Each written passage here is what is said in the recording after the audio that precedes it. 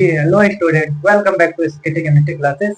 मैं हूँ प्रिंस और हम लोग पढ़ रहे हैं क्लास 11th का फिजिक्स चैप्टर नंबर 5 और ये हमारा होने वाला है लेक्चर नंबर 2। इसके पहले लेक्चर में हम लोगों ने चैप्टर के नाम के मतलब समझा था और उसमें हम क्या क्या पढ़ने वाले हैं इस पूरे चैप्टर में उसके बारे में डिटेल एक्सप्लेनेशन हो गई थी। और उसमें हम आप लोगों को भौतिक राशियों के बारे में बताए थे, कुछ भौतिक राशियों के बारे में बताए थे और हम भौतिक राशियों के मापन की पद्धतियों की चर्चा की थी, जो कि 4 प्रकार की होती थी बेसिकली। पहला था आपका एफपीएस सिस्टम, दूसरा था एमपीएस, तीसरा था सीजीएस और चौथा पढ़े थे हम लोग एसआई सिस्टम। और हम बोले थे कि नेक्स्ट लेक्चर में हम लोग डिस्कशन करने वाले हैं कि कैसे हम एक पद्धति से दूसरे पद्धति में एक दूसरे को चेंज करने वाले हैं, इंटरचेंज करेंगे, उसी के बारे में देखने वाले हैं। तो चलिए आज हम अपना लेक्चर स्टार्ट करते हैं और इस लेक्चर में हम देखेंगे कैसे एक पद्धति से दूसरे पद्धति में किसी भी भौतिक राशि को हम चेंज कर सकते हैं। यहाँ पे आपको हम 2 सवाल बताएंगे और 2 ही सवाल के जरिए हम पूरा आपको कंसेप्ट सिखा देंगे। ठीक है, चलिए सबसे पहले कुछ बेसिक जानकारी देख लेते हैं और हम ये देख लेते हैं कि किस पद्धति को किस पद्धति में हम बदलने वाले हैं आज। तो आज बेसिकली हम केवल 2 ही चीज पढ़ेंगे। पहला हम एसआई सिस्टम से सीजीएस सिस्टम में चेंज कैसे करेंगे, इसके बारे में कुछ बेसिक रूल देख लेंगे। फिर इसके बाद हम 2 प्रश्न करने वाले हैं। ठीक है, तो देखिए इसमें क्या होता है कि जब भी हम बात करते हैं एसआई सिस्टम की, तो एसआई सिस्टम में हमको केवल 3 चीज याद रखना है। पहला याद क्या रखना है, लंबाई। दूसरा क्या याद रखना है हमको, दूसरा याद रखना है द्रव्यमान। और तीसरा क्या याद रखना है आपको, समय। 3 चीज याद रहेगा। ओके, एसआई पद्धति में लंबाई का जो मात्रक होता है वो क्या होता है, बता चुके हैं क्या होता है, मीटर होता है। एंड द्रव्यमान का क्या होता है, किलोग्राम होता है, किलोग्राम होता है। नेक्स्ट जो समय का होता है वो क्या होता है, ये भी पता है, ये क्या होता है, सेकेंड होता है। मीटर को एम से डिनोट करते हैं, किलोग्राम केजी से, एंड सेकेंड को एस में। तो ये हो गई हमारी एसआई सिस्टम। अब इस एसआई सिस्टम को हम बदलने वाले हैं सीजीएस सिस्टम में। जब भी हम एसआई सिस्टम से सीजीएस सिस्टम में जाते हैं तो लंबाई को हम सेंटीमीटर में डिनोट करते हैं। किससे दिखाते हैं, सीएम से, सेंटीमीटर में डिनोट करते हैं। द्रव्यमान को किस में डिनोट करते हैं, ग्राम में। एंड समय को किस में डिनोट करते हैं, सेकेंड में करते हैं। तो ये तो आपको क्लियर हो गई। क्या करना है हमको, मीटर से सेंटीमीटर में बदलना है, किलोग्राम से ग्राम में बदलना है, सेकेंड से सेकेंड में ही बदलना है, उसको नहीं चेंज करते, समय वैसे का वैसे रहेगा। अब यहाँ पे आपको एक चीज याद रखना है, अगर मीटर को सेंटीमीटर में बदलना है तो 100 से मल्टीप्लाई करना पड़ेगा। अगर मीटर को सेंटीमीटर में बदलना है तो आपको 100 से मल्टीप्लाई करना पड़ेगा। और अगर आपको केजी से ग्राम में बदलना है तो आपको 1000 से मल्टीप्लाई करना पड़ेगा। क्लियर होगी, 2 चीज याद रखिएगा। पहला मीटर है, सेंटीमीटर में जाना है 100 से मल्टीप्लाई, एंड केजी है, ग्राम में जाना है तो 1000 से मल्टीप्लाई करना पड़ेगा। ये आपको बहुत जरूरी आने वाला है, जब भी हम ये सवाल करेंगे उसमें बहुत ज्यादा यूज होगा। ओके, क्लियर हो गया। तो चलिए हम चलते हैं पहले अपने प्रश्न की ओर। बोला है 1 न्यूटन में कितने डाइन होते हैं, 1 न्यूटन में कितने डाइन होते हैं। इस प्रश्न को ध्यान से देखिए और जरा हमें ये पहचान कर बताइए कौन होगा इसमें एसआई यूनिट और कौन होगा इसमें सीजीएस यूनिट। तो यहाँ पे हम ये बोल सकते हैं, साफ साफ बोल सकते हैं, जो न्यूटन है ये होता है एसआई यूनिट। इसका होता है बल का, इसका होता है बल का एसआई यूनिट होता है। बल क्या होगी यहाँ पे, भौतिक राशि। बल क्या हो गई, भौतिक राशि हो गई। और आपको बताए थे भौतिक राशि को लिखने का तरीका होता है, पहले उसका आंकिक मान लिखते हैं, फिर उसका मात्रक लिखते हैं, ऐसे हम दिखाए थे। तो यहाँ पे भौतिक राशि हो गई बल, इसका आंकिक मान जो n है वो 1 दिया है और जो u है वो न्यूटन दिया है। क्लियर है। ये जो डाइन है ये बल का सीजीएस यूनिट है, सीजीएस यूनिट है। अर्थात साफ साफ यह दिख रहा है हमको एसआई यूनिट से सीजीएस यूनिट में जाना है। ठीक है, तो हमको क्या क्या यूज होगा, पहले हम इस न्यूटन को, ये जो न्यूटन है ये व्युत्पन्न मात्रक है, अर्थात इसमें न तो कहीं मीटर दिख रहा है, न तो किलोग्राम दिख रहा है, न तो सेकेंड दिख रहा है, अर्थात कुछ ऐसा मात्रक होगा जिसमें ये सभी होंगे और उसी को शॉर्टकट में हम न्यूटन बोल दिए हैं। तो आखिर इसका ओरिजिनल यूनिट क्या होगा उसको देख लेते हैं। जो न्यूटन है वो किसके बराबर होता है? ओरिजिनल यूनिट इसका क्या होगा? ओरिजिनल यूनिट क्या होगा? तो याद रखिएगा, जो एक न्यूटन होता है, जो एक न्यूटन होता है, जो एक न्यूटन होता है वो 1 किलोग्राम मीटर प्रति सेकेंड स्क्वायर के बराबर होता है। जो एक न्यूटन होता है वो 1 किलोग्राम मीटर प्रति सेकेंड स्क्वायर के बराबर होता है। क्लियर है? चलिए इरेज करें और पहला सवाल करें अब। ओके,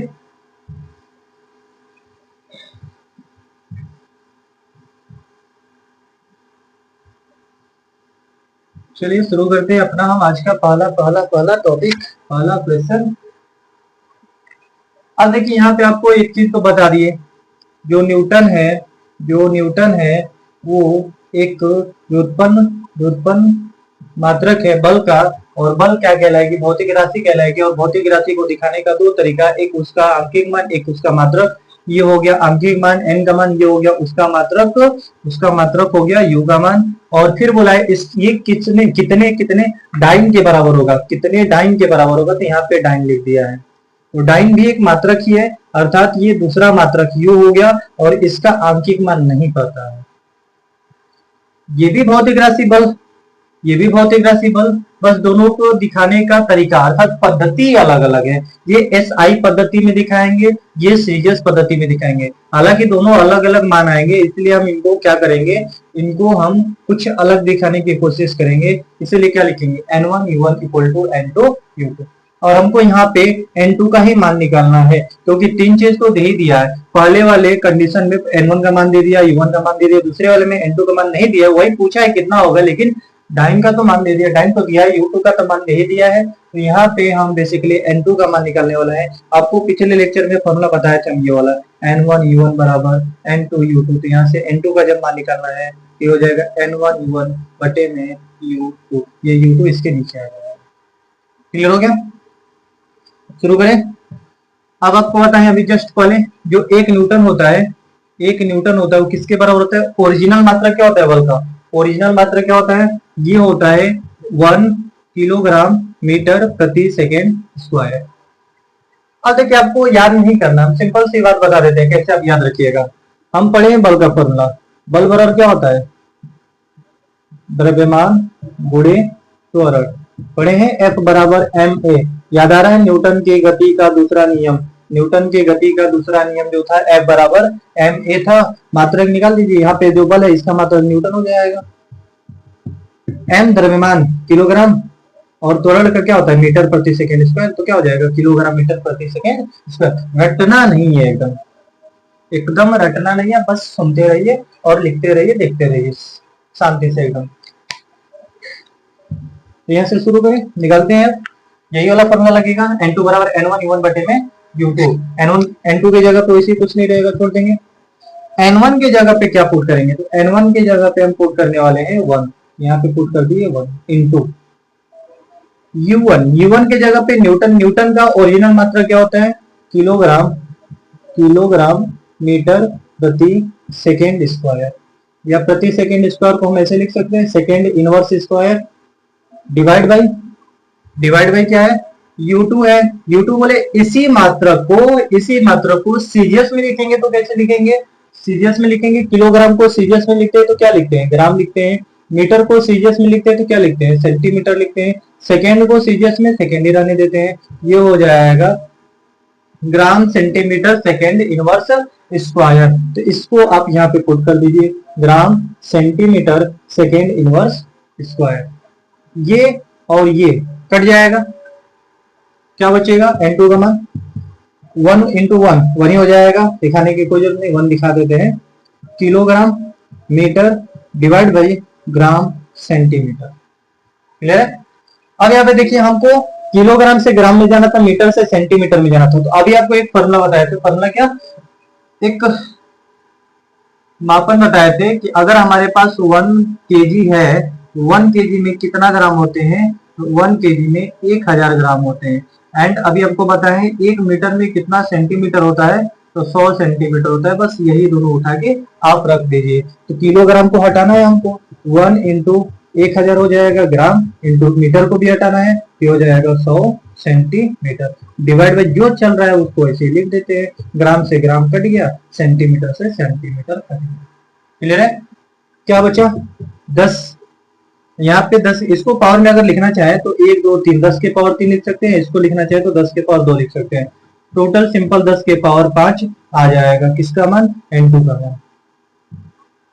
तो N2 का मान कितना आ गया? 5 आ गया। N2 की जगह पे 5 रख देंगे।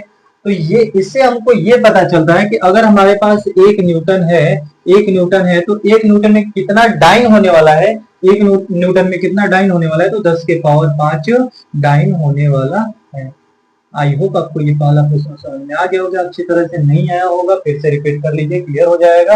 हम भी रिपीट थोड़ा सा कर देते हैं। आपको क्या देखना है? सबसे पहले सवाल पढ़ना है, 2 से 3 बार पढ़िए, नहीं समझ में आता है फिर से पढ़िए, नहीं समझ में आता फिर से पढ़िए, समझ में आ जाएगा। क्या हो जाएगा? 1 न्यूटन में कितने डाइन होते हैं?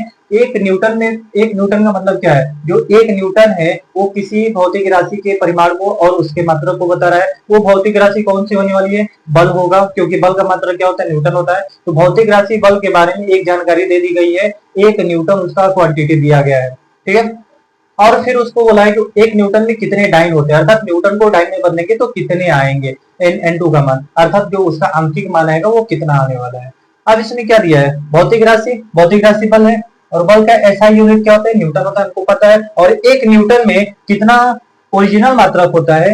न्यूटन का ओरिजिनल मात्रक क्या होता है वो आपको पता है, किलोग्राम मीटर प्रति सेकेंड स्क्वायर। बता चुके हैं कैसे आया है। नेक्स्ट, उसके बाद क्या करना है हमको? इसको लिखना है इस फॉर्मेट में। बल है, भौतिक राशि क्यों दिखा सकते हैं? 2 तरीका से लिखते हैं, एक आंशिक मान और एक उसका मात्रक। आंशिक मान दिया गया है 1, आंशिक मान दिया गया है 1 और यूनिट उसका दिया गया है न्यूटन। आंशिक मान दिया गया 1, यूनिट उसका दिया गया है न्यूटन। यहाँ पे लिख चुके हैं 1 न्यूटन मतलब ये आंशिक मान हो गया, ये उसका मात्रक। कितने डाइन होते हैं, अर्थात डाइन मात्रक तो दे दिया है लेकिन कितना होता है ये उसका परिमाण नहीं दिया, तो परिमाण को मान लेते हैं हम N2। यहाँ से एक फॉर्मूला बना है N1 U1 equal to N2 U2, जो पिछले लेक्चर में हम लोग कवर कर चुके हैं। तो यहाँ से हमको किसका मान चाहिए? N2 का मान चाहिए। N2 इक्वल टू क्या हो जाएगा? N1 U1 डिवाइड बाई क्या हो जाएगा? U2 हो जाएगा। क्लियर है इतनी बात? फिर क्या किया हम लोग? सबका मान पुट किए। सबका मान पुट करने के बाद हम देखें कि हमको जा रहा कहां से कहां है, तो हमको पता है हमको SI से सीरीज में जाना है, हमको SI से सीरीज में जाना है। तो जितने भी SI यूनिट देख रहे हैं सारे के सारे को सीरीज में हम बदल दिए हैं। क्या किया यहाँ पे? किलोग्राम को किसमें बदले? ग्राम में बदल दिए हैं। और क्या किया? मीटर को सेंटीमीटर में और सेकंड को सेकंड में ही रहने दिए, क्योंकि दोनों में सेम ही होता है। फिर क्या किया हमको पता है किलोग्राम में कितने ग्राम होते हैं? 1000 ग्राम होते हैं। मीटर में कितने सेंटीमीटर? 100 सेंटीमीटर। जब सॉल्व किए हैं टोटल हमारा फाइनल आंसर आ गया 10 के पावर 5। क्लियर है? तो यहाँ से हमको एक चीज पता चला, अगर हमारे पास 1 न्यूटन है तो कितने डाइन होने वाले हैं? 10 की पावर 5 डाइन होने वाले हैं। क्लियर है? चलिए अगले सवाल पे चले। अब देखिए अगला सवाल जो है वो बोला है कि 1 अर्ग में 1 जूल में कितने अर्ग होते हैं? 1 जूल में कितने अर्ग होते हैं, जरा उसको आप लोग देखिए।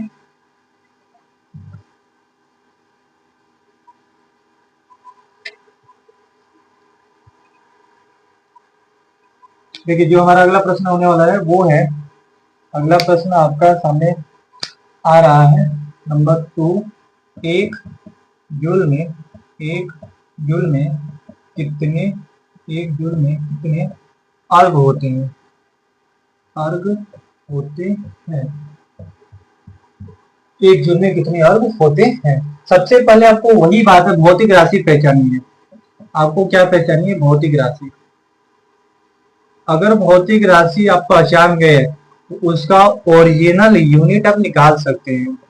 अगर भौतिक राशि पहचान गए तो उसका जो ओरिजिनल यूनिट होगा लंबाई, द्रव्यमान और समय के संबंध में, वो हम फाइंड आउट कर सकते हैं। तो भौतिक राशि, किस भौतिक राशि का मात्रक जूल होता है ये तो आपको पता ही होगा, बचपन से पढ़ते आ रहे हैं, क्लास 6 7 8 9 10 से पढ़ते आ रहे हैं। जो उष्मा होता है या जो ऊर्जा होता है या जो कार्य होता है उसका यूनिट क्या होता है? उसका यूनिट होता है जूल। अर्थात भौतिक राशि क्या होने वाली है? या तो ऊर्जा होगी, या तो उष्मा होगी, या तो कार्य होगी। तो यहाँ पे हम सिंपल सा ऊर्जा मानकर चले, मान लेते हैं कि यहाँ पे जो भौतिक राशि है वो क्या होने वाली है? ऊर्जा होने वाली है। अगर हम कार्य मानते हैं तब भी हो जाएगा, क्योंकि हमको क्या चाहिए? हमको बस ओरिजिनल मात्रक चाहिए। ये जूल जो है वो ओरिजिनल मात्रक थोड़े है, ये एसआई यूनिट है। जूल क्या होता है? एसआई यूनिट होता है। अर्ग क्या होता है? सीजीएस यूनिट होता है। ये एसआई यूनिट है, पर इसमें लंबाई नहीं दिख रहा है, द्रव्यमान का मात्रक नहीं दिख रहा है, समय का मात्रक नहीं दिख रहा है, तो ओरिजिनल नहीं बोलेंगे, व्युत्पन्न बोलेंगे। इसका ओरिजिनल क्या होगा, हमको किसी ना किसी भौतिक राशि को तो मानना पड़ेगा। मान लेते हैं वो भौतिक राशि जूल है, सॉरी ऊर्जा है, या वो कार्य है।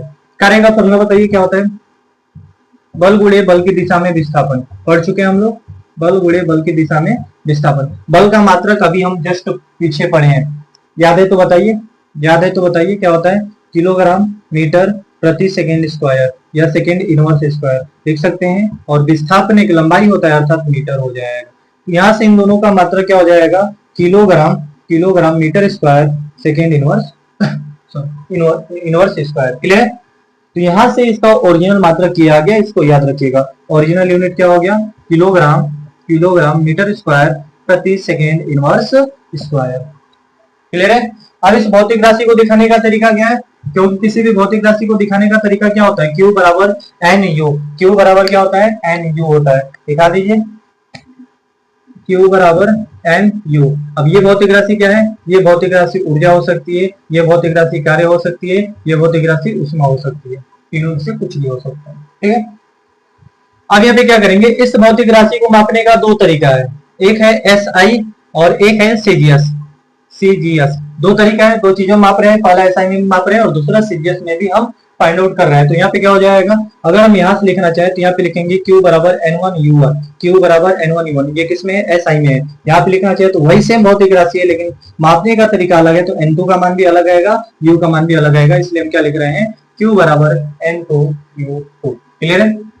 अब जबकि भौतिक राशि दोनों सेम ही है, तो इनका जो मापन आएगा वो भी सेम ही आएगा। तो N1U1 इक्वल टू N2U2, ये फॉर्मूला आप याद रखिएगा, बहुत इंपॉर्टेंट ये फॉर्मूला है। पिछले लेक्चर में इसको हम बता चुके हैं कैसे आया है। ठीक है, अगर नहीं देखे हैं तो आप पिछला लेक्चर जाकर फाइंड आउट कर सकते हैं, चेक कर सकते हैं उसमें। ठीक है, ये क्लियर हो गया। अब इसमें आपको किसका मान चाहिए, N2 का मान चाहिए। N2 का मान चाहिए तो N2 बराबर क्या हो जाएगा, N1U1 डिवाइड बाय क्या हो जाएगा, N2 हो जाएगा। ये फॉर्मूला क्लियर हो गया। अब हम मान रखना चालू करें। यहाँ पे अभी याद रखिएगा, एक जूल लिखा है, एक जूल लिखा है, तो कितने होंगे इसमें, ओरिजिनल मात्रा में लिखेंगे तो 1 किलोग्राम मीटर स्क्वायर प्रति सेकेंड स्क्वायर लिख सकते हैं। अगर इसी को सीजीएस में लिखना चाहे तो केजी को किस में लिख देंगे, केजी को ग्राम में लिख देंगे। केवल यूनिट की बात करें, नंबर की बात नहीं करें सीजीएस में, क्योंकि नंबर वाला तो निकालना ही है ना। यहाँ पे ग्राम हो जाएगा, यहाँ पे सेंटीमीटर स्क्वायर हो जाएगा और यहाँ पे सेकेंड स्क्वायर हो जाएगा। चलिए पुट कीजिए मान सबका। जब पुट करेंगे तो क्या हो जाएगा, N2 इक्वल टू N1 की जगह पे क्या रखेंगे, N1 की जगह पे बताइए क्या रखा जाए, N1 की जगह पे क्या रखा जाए, N1 की जगह पे हम पहले राशि के लिए दे दिया है एक जूल, ये N1 का मान हो गया, U1 का मान हो गया, ये U2 का मान हो गया, N2 का मान निकालना है हमको। क्या हो जाएगा, 1 इंटू जूल, जूल के जगह पे क्या लिखेंगे, kilogram metre square second inverse square. ठीक है, U2 के जगह पे क्या लिखेंगे हम, U2 के जगह पे gram centimetre square second inverse square. इससे तो ये कट गया। अब हमको क्या करना है, हमको सीजीएस में जाना है एसआई से, सीजीएस में जाना है एसआई से, तो हमको किलोग्राम को ग्राम में बदलना पड़ेगा, मीटर को सेंटीमीटर में बदलना पड़ेगा। बदल दीजिए, N2 बराबर क्या हो जाएगा, 1 इंटू किलोग्राम से ग्राम में जाएंगे तो 1000 से मल्टीप्लाई करेंगे, बताएं अभी। मीटर से सेंटीमीटर में जाएंगे तो 100 से मल्टीप्लाई करना पड़ेगा, क्योंकि यहाँ पे स्क्वायर है इसलिए यहाँ पे क्या कर देंगे, स्क्वायर कर देंगे। नीचे क्या आ जाएगा, नीचे आ जाएगा gram centimetre square, centimetre square से सेंटीमीटर स्क्वायर, ग्राम से ग्राम कैंसिल हो गया। तो यहाँ से N2 का मान कितना आ जाएगा, 10 के पावर यहाँ से 3 आ जाएगा और यहाँ से 10 का पावर 2 और 2 4 हो जाएगा, अर्थात सिंपल 10 के पावर 7 आ जाएगा N2 का मान। तो हम यहाँ से एक चीज बोल सकते हैं, अगर हमारे पास 1 जूल है तो कितने अर्ग होने वाले हैं, 1 जूल में 1 जूल इक्वल टू 10 के पावर 7 अर्ग होता। आई होप आपको इतनी बात क्लियर हो गई होगी। अगर कहीं भी डाउट आ रही है या तो उसको आप रिवाइंड करके फिर से देख लीजिए, या एक बार कमेंट जरूर छोड़िएगा, हम देख लेंगे। ठीक है, और उसको फिर अगले वाले लेक्चर में हम एक्सप्लेन कर देंगे। ठीक है, मिलते हैं फिर नेक्स्ट लेक्चर में।